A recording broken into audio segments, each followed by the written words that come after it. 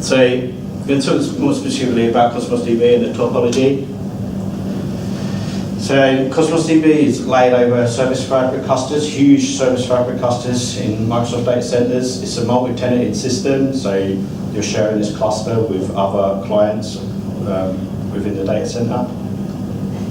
The database is backed by a log structure, and this is going to be true for literally anything that has durable storage. So, you know, it's true for SQL Server, Oracle, MySQL, Kafka, ReactDB, anything you can think of is going to pretty much have, well, I don't know any that don't have a log structure in the background.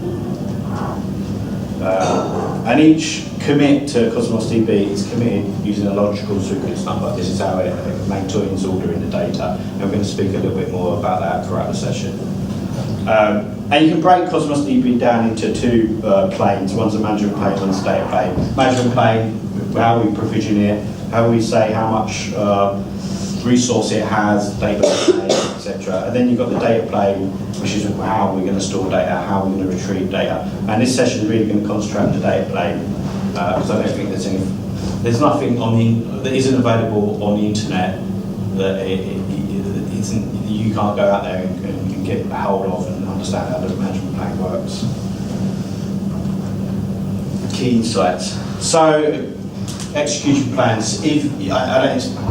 There's probably different levels of understanding what an execution plan does in the RDMS system, but I imagine you've all heard at least a DBA or someone talk about an execution plan at some point. Well, CosmosDB uses execution plans as well. So it takes a declarative instruction and turns it into something that's going to be executed. That's essentially what an execution plan is. It uses lock-free concurrency.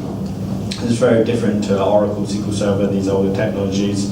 So, do you understand what block-free optimistic concurrency is and pessimistic concurrency? So, in traditional systems, to isolate transactions, they would use blocks and blocks to say, oh, hey, I'm working on this piece of data right now. You guys are going to have to wait until I'm done. In optimistic concurrency, it uses versioning to say, well, I'm going to persist this right and let others read, and I'm not going to block them. But that's quite an in-depth subject, so I don't want to go into, it'll take a few hours to go into great detail, but I just want to highlight that there's an overlap between the old world and the new world. There's actually many overlaps. BW tree, so BW tree is a new latch-free indexing structure. A lot of people understand B trees in RDMS system, go, oh, BW tree, it must be really same. It's got near enough all the same letters in it, but it's not, it's very different. So the BW tree has been developed at Microsoft Research, takes advantage of large cache sizes on CPUs that we have now, SSD, and lots of innovations that we've seen in the last decade in terms of infrastructure. And it's employed in CosmosDB, and it's also employed in new versions of SQL Server. So they have shared DNA as it is now, the two systems. Maximum document size, 2 megabytes, so you can't store anything greater than 2 megabytes, just some limitations there.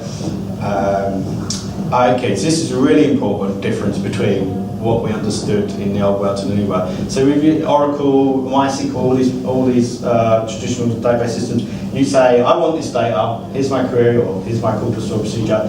It will use as much resources as it can get its hands on, and it will process your query, and it will give you all the data back. It doesn't care, it doesn't really have any limitations on how much data there are. There are some limitations, but they're really high. So if your query is going to return 50,000 items, it'll give you 50,000 items. If it's 100,000, it'll give you 100,000, so forth, so forth. Cosmos is different.